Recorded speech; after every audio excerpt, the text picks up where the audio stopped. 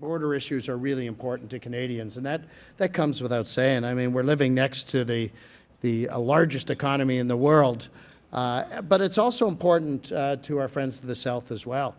I mean, I found this hard to believe, but there are actually, between Americans and Canadians, 35 million crossings every single year of our borders. I mean, I find that astounding.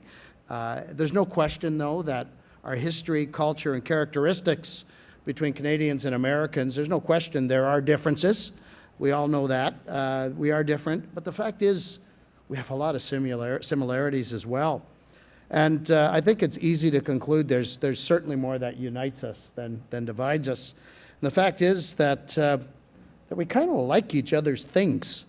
You know, when I think about it, Americans love our Tim Hortons, so much so that American fast food chain giant Burger King had to go out and actually acquire them and get a piece of the action. Or was it vice versa? I'm not sure. Depends on who you ask, I guess. They love Justin Bieber, and they've kind of adopted him, and some in this room would say that's good. You can go right ahead and do that. At the same time, Canadians, I'm not saying that, of course. I like all Canadians to succeed globally, but in whichever way they succeed. But Canadians are also drawn to American things. I mean, I think about it, and I think all the times I spent in Boston pizza or eating deep dish pizza or New York fries, not exactly health food products, but things that Canadians certainly have embraced through the years nonetheless. And then I think I'm a sports guy, and I don't apologize for that, Bob. Often that gets mentioned in my bios. Somehow or another people catch on to that. But Canadian teams often are making their mark in America's games. You think of what the Raptors are doing in basketball, and you think of what the Blue Jays have done and are now back doing again in baseball. But much to the chagrin of Canadians, American teams keep taking that damn Stanley Cup south of the border on an ongoing basis. And I kind of have a feeling this year it's going to be much the same. So as much as I'm a free trader and as much as I promote free trade, I'm getting tired of trading that Stanley Cup to the south of the border. So if we can put up some border closures to prevent that from happening, or take whatever means necessary, and I think the Toronto Maple Leafs are trying to do that. It might take some time. I'm all for that as well. Another characteristic, though, that unites us is the burning desire of Americans and Canadians to build a bright, prosperous future for our children. And I think that's why many of us are in the different professions we're in. That's really what it's all about. And also to build a strong competitive economy in what is a fiercely competitive global marketplace. And that's something we'll be more effective doing if we find ways that we can work together, Canadians and Americans, Ontario, Michigan, and the Great Lakes states. And that's something we can accomplish much more effectively if we can improve the ease, the cost, and the speed of moving goods and commerce across our borders. I sometimes wonder if the average Canadian or the average American knows just how important our trading relationships are to each other. From Canada's perspective, it's probably a lot more obvious. As I said, we're living next to the biggest economy in the world. So that's pretty obvious that would be important to us. In 2015, the U.S. represented over 80% of Ontario exports, 56% of our imports, and 30% of our greenfield investments. Investments, by the way, that Ontario is receiving, that is number one in North America in terms of attracting foreign direct investment for 2 years in a row, which says something very positive about where we're at. Cross-border commerce accounted for 64% of Canada's international two-way trade, which speaks very well of the importance of having good open borders between the U.S. and Canada. The undeniable fact is Ontario's economy still remains very much interlocked with the fortunes of the U.S. economy. And the truth is that, frankly, it served Ontarians very well for many generations. Perhaps lesser known is the fact that Ontario and Canada are also really important to the United States when it comes to exports as well. And that's sometimes not talked about as frequently. In fact, Canada is the #1 trading partner, and I think everyone here in this room knows that by the work that you do. Canada's the #1 trading partner for the U.S. and has been for generations.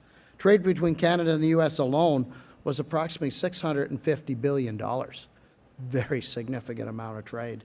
All this to say that our border crossings are absolutely crucial to the health of our respective overall economies. Anything we can do to speed that up, to enhance and modernize our border crossings benefits both of our countries very significantly.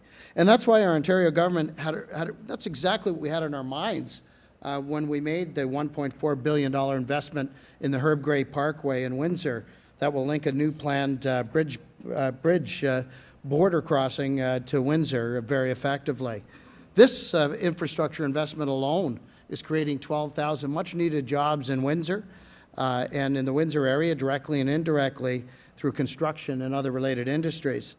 And I have to hand it to those who came up with the name of this new bridge. Again, the Gordie Howe Memorial, our international bridge, is just a fantastic name. And I mean, right off the bat, obviously I'm a hockey guy, so that the name got me right off the bat. But it really is, when you think of Windsor-Detroit, it's a fantastic name for that link. And I can't imagine a Canadian export that has ever paid more dividends to Detroit than Gordie Howe, Mr. Hockey himself. And I can't help but imagine the number of additional cups. It's hard to speak of Toronto winning cups because I don't remember exactly that happening. But I was alive for a number of those cups. I just wasn't old enough to remember. But imagine how many more we would have won had we have kept Gordie Howe on this side of the border. And obviously we would have went to the Leafs, because every Canadian kid then east of Ontario or west of Ontario probably was getting to go to the Leafs. But one of the things that Gordie Howe taught us, for those of you that remember him playing, I actually met the man when he played as a child. He was a real gentleman and loved by everyone, but he also was somebody you didn't want to go in the corners with. Gordie Howe, when he got into a game, was very physical, and he had very sharp elbows in the corners. And I'd say that's something that both the government of Ontario and Canada have learned from in border crossing issues. We have to, from time to time as governments, go into the corners with very sharp elbows, and to make sure that we're being heard, and to make sure that things like the Gordie Howe Bridge becomes a reality. It's so important for our economy. So I can assure you that we will bring that kind of tenacity we have, and we'll continue to bring that kind of tenacity to make sure that that important piece of infrastructure gets built. You know, it's very good to be here today, and I think this is a really valuable kind of conference to have, to exchange ideas and to discuss better ways to build our respective economies and improving that ever important flow of goods. And I want to begin by thanking and acknowledging the Cross-Border Institute at the University of Windsor, who I believe are really onto something important in their efforts to promote the significant impact of not only the Windsor crossing to the U.S., but our border crossings in general. But when I think of Windsor, Windsor really is the premier gateway to trade between Canada and the United States. Not to say the other crossings aren't important, but there's no question Windsor is crucial. And it's funny, most Ontarians, and I would suggest most Americans, probably have no idea the magnitude of trade that are crossing that gateway. And if we look at Ontario's overall exports to the world, in the Great Lakes region accounts for 45% of all of that. And then we look at Ontario's overall exports to the U.S., and the Great Lakes region accounts for about 57% of all our exports to the U.S. And something that I don't know if people realize, but we're part of that Great Lakes economic cluster. And in many ways, it is very much an economic cluster. If we were a country, Ontario and the Great Lakes states, we would be the third biggest economy in the world today. So that speaks really highly of the importance of being part of that cluster, to be able to move our goods, our people, our services, and our commerce around amongst that cluster, because it's so important to all of both of our economies. Those are some pretty hefty stats when you think about it. And the fact is undeniable that the flow of goods and investment between Canada and the U.S., specifically Ontario and the Great Lakes states, is absolutely crucial to our economic vitality. You know, when the U.S. was hit by that global recession, and Ontario, of course, was hit as well, there's no question that nobody felt the hit outside of the U.S., that the U.S. was feeling more than Ontario because of our tight trading relationship. The good news is, I think as a result very much of our diverse economy and are really intense investments in skills and education, record investments in infrastructure, and the fact that we've worked really hard to build a very inviting climate for business investment. We're once again in Ontario leading this country in growth, leading this country in job creation. And the other good news is we've gained over 600,000 net new jobs since the global recession, all of which are full-time, all of which are, well, 75% of which are in sectors that pay above average salaries. So there's no question Ontario's going in a good direction. When you put percentages to it, we're up about 223% in jobs since the global recession. Now, the U.S. now are up over 100%. I think they're now up to about 153% or 156%, coming on strong. What that tells me is that Ontario has been doing something right in terms of the investments we've been making in our economy and the partnerships that we've engaged in with our business community to promote investment here in this province.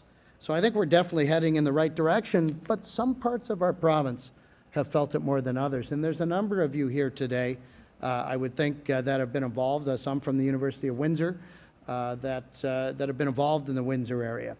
And there's no question, I want to talk a little bit about Windsor because it's something that's very, very important to our government. It's a crucial hub for business, there's no question. And it's had a very important history, and it's got a very important future. But Windsor was hit harder than most other parts of the province by the global recession. And they've taken a little more time to recover. There's still too many people out of work in Windsor, and the unemployment rate still remains above the Ontario and Canadian averages. But there are some very positive signs of recovery in that region. And hope is really back on the horizon, in my view, for Windsor. The work that the Cross-Border Institute at the University of Windsor is doing, in my view, is absolutely crucial to Windsor's recovery. Windsor has always been and continues to be a major gateway in Ontario. And the University of Windsor is really leading the way in a number of different initiatives that enhance innovation, enhance city building, and are a huge asset, frankly, in building momentum for that part of our province. Windsor's manufacturing sector is very much back in growth mode. They've received some very exciting investments in large businesses and small businesses over the last couple of years. I'm not going to recite them all, but probably the largest is a $2.5 billion investment from Chrysler in their Chrysler plant there. That's one of the biggest investments in North America right now in the auto sector. And that's 1,200 new jobs created in that community. So no question that things are starting to pick up. But there are folks here from the University of Windsor, and I want to thank you for your leadership. One thing we've seen in Ontario is the partnerships that we have with our universities and colleges have been so crucial to our ability to continue to grow a strong economy and a fiercely competitive global economy. And the University of Windsor and St. Clair College as well in that area have really helped Windsor become a thriving hub for advanced manufacturing technology and a leading cutting-edge hub in a number of other types of disruptive technologies. I've had the privilege many times of being obviously out to the Windsor area, but I've had the privilege of touring the engineering center out in Windsor, and it's a brand new engineering center. And I've got to tell you, I've been blown away by the level of research and innovation and engineering excellence that are emerging out of this hub. And I know that when times are challenging, sometimes it's hard for a community to feel the optimism.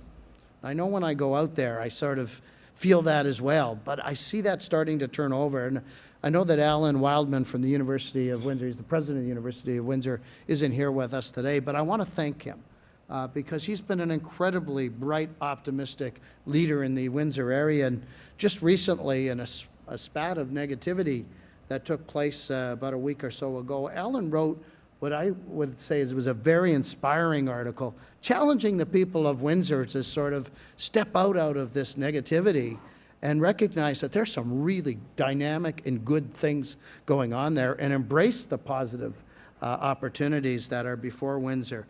He outlined things like leading research successes that the University of Windsor's Great Lakes Institute has had, which is one of the top 5 ranked freshwater research centers anywhere in the world today. And this, of course, with the Cross-Border Institute, which is located at the University of Windsor, it's the only lab in Canada that's studying real-time traffic flow at a major international nexus. That's important work. That's critical work for us, doing whatever we can to find ways to improve that flow of goods and people across those borders. So I just wanted to say, and I know this is a bit of a commercial for Windsor in the middle of a speech about borders in general, but I couldn't resist. I just felt that I wanted to thank Alan for his leadership, and many of you here from Windsor for the good work you're doing to bring Windsor back to where it needs to be, and that's a strong manufacturing-based, continued, but a strong cutting-edge, innovative economy, and I think it's very much poised to take that place. When I think of Windsor and I think of Ontario, the auto sector remains an incredibly important part of our economy, and the border crossings are so crucial to the auto sector. And I look at the Great Lakes auto cluster, and I talked about the Great Lakes economy, but the Great Lakes auto cluster is among, if not the largest, strongest auto cluster anywhere in the world. It definitely is in North America. And I know there's a trend we see for investment in places like Mexico and the Deep South, and sometimes they call them lower cost and lower standard environments. But we've seen in Ontario alone $4.5 billion of investment in the last 24 months alone in our auto sector. And this auto sector is producing by far more vehicles, more autos, more trucks than any cluster in North America by a large margin. And that's, investments from GM, Ford, Chrysler, Toyota, and Honda. Ontario is the only subnational government that we're aware of in the world that has 5 manufacturers actually building cars here. So make no mistake about it, our auto sector has come back, and it continues to come back strong in many different ways. And in fact, when we look at the Great Lakes auto cluster, it's coming back strong as well. So something I want to say and put an end to is this image or this stigma that somehow or another there's a Rust Belt. It's referred to often more so in Michigan than Ontario, but often Ontario is considered part of that cluster where they talk about it being the Rust Belt. There is no Rust Belt in this cluster. Those auto plants have all been reinvested in. They're all state-of-the-art. They're producing the best auto research and development anywhere in the world today coming out of this cluster.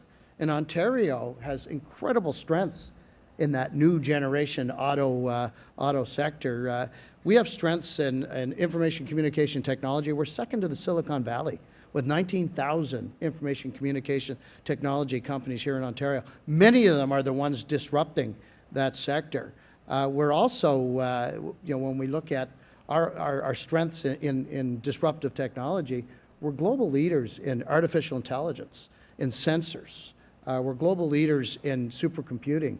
We're global leaders in 3D printing, additive manufacturing, and we're global leaders as well in quantum computing, as well as bioscience.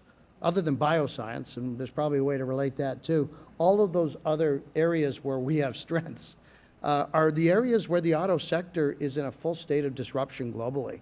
So our auto sector here today in Ontario, and I would suggest south of the border as well, because there's a lot of good research going on there, is not only poised to continue to do well in our current economy today, but in the new economy, we're poised to continue to do well. But we can't afford to have borders that are not efficient. We can't afford to be adding costs in a very fiercely competitive environment for our auto sector, where every dollar counts. We can't afford to have a border where the average car, I think parts are across the border to make the average car in our auto cluster, it's something like a dozen or 2 dozen times those parts cross the border as they go back and forth, and a car actually is made either in Michigan or Ontario. We need to continue to make sure that there's an efficient flow of those goods. I would say in many ways our competitiveness as an auto sector is very much dependent on our ability to continue to maintain efficient costs when it comes to crossing that border. So I want to just close by thanking you because I think what I'm talking about is the fact that the work that you do is so very, very relevant. Relevant to our economy today, but relevant to our efforts to try to grow a strong competitive economy in what I call the economy of 2 minutes from now. Because the disruption I'm talking about isn't something we used to talk about it as this is the next generation economy. It's not the next generation anymore, folks. It's our generation that has to adjust and deal with this.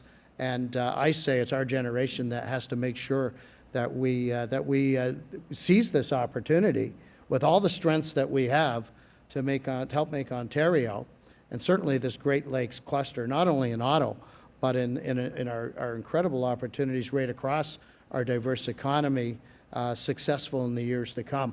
I think that's a responsibility and obligation that we have, certainly for our generation today, but more so for ensuring that we pass on a strong, vibrant economy to our kids and grandkids. And the work that you're doing today is very critical in our opportunity to be able to get us there. So thank you all so very much for the great work you're doing. Thanks for joining us here today. Thanks for the kind invitation to join you. It's been a pleasure to join you, and if I get a chance before I get hauled out of here, I'll try to get around and say hello to a few of the tables. Thank you so very much.